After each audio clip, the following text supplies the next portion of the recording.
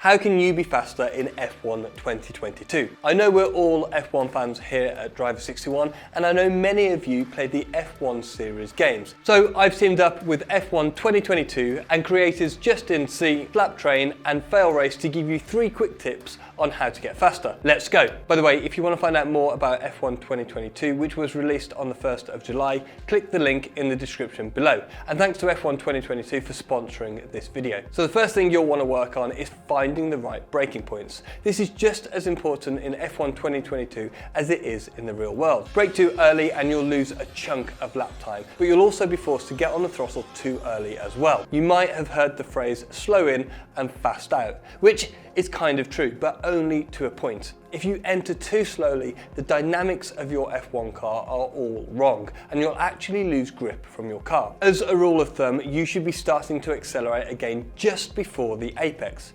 Anything before this point, and it's likely too early, and it will cost you lap time. On the other hand, brake too late, and we all know what happens. You'll run wide and get an off-track penalty. Going into a corner too fast is one of the most common problems I see as a coach. Drivers try to push too hard to find lap time when actually they make themselves slower. So consistent braking points are what you need. Try to use markers such as entry curbs, braking markers, or advertising boards as reference points. And make sure that you start off braking too early so you actually make the corner. Every time you run wide off a corner, you lose any learning from it, other than that you need to brake a bit sooner. The second tip is to look further ahead. Get this right and it will absolutely transform your driving. It'll actually feel like the car is going slower, which will give you more time to think. Typical problem with where a driver looks is that it's too close to the car. However, if you look at one of those incredible F1 camera angles, looking at the driver's eyes at, for example, the Singapore Grand Prix, you'll notice their eyes are moving around a lot. The F1 drivers are trying to absorb as much visual information as possible,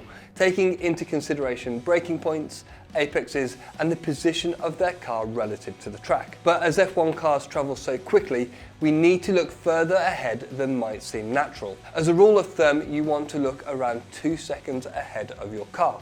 So the faster you go, the further ahead you look. So you know how far to look ahead, but you'll also want to be looking in the right places. So imagine coming up to a corner. For example, turn 3 with Justin at the Red Bull Ring. You'll want to spot your braking point, use the references on the left of the circuit and your peripheral vision. Here it's about 2 car lengths after that 100-meter board. Then your focus should be on the apex of the corner, while the car is still in the braking zone. This means you'll naturally understand how much to slow the car, as well as when and where to turn into the corner. Then as you're entering the corner, your vision should then move to the outside of the track, to your exit point. On this circuit, you can look at that yellow sausage curb on the outside. This will allow you to understand how to open up your steering to the exit of the corner, and when and where and how much to get back on the accelerator, to get out of that corner and onto the next straight. If you're not looking in the right places at the right time, you won't know when to brake, turn and accelerate your F1 car,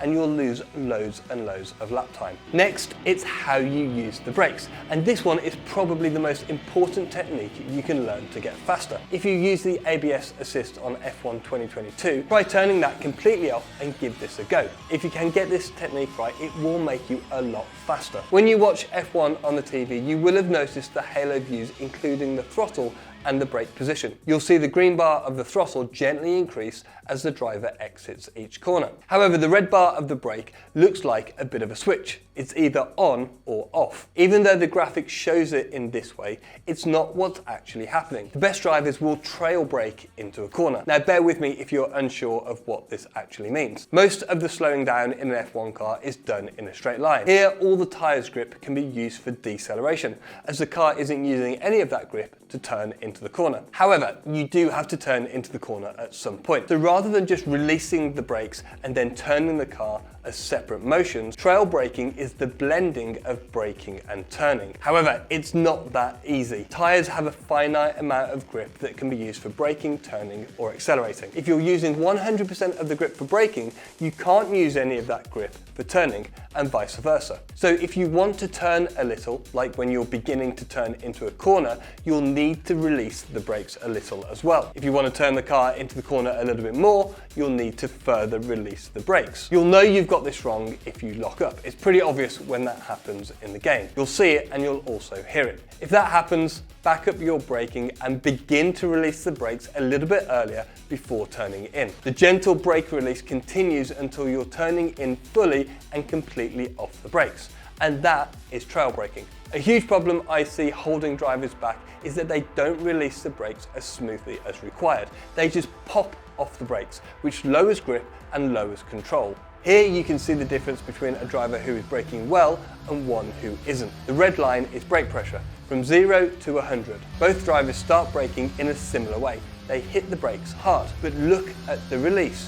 One driver comes off the brakes more gently and the other comes off very quickly indeed. The driver who releases more gently will be faster, have more grip and more control over his F1 car. The driver who jumps off the brakes will be slower and find the car harder to drive. So the tip here is to practice releasing the brakes as smoothly as you can and trail brake into the corner. Thanks for watching. Don't forget to check out F1 2022 through the link in the description. It's available now on PC, PlayStation and Xbox. And I'll see you in the next video.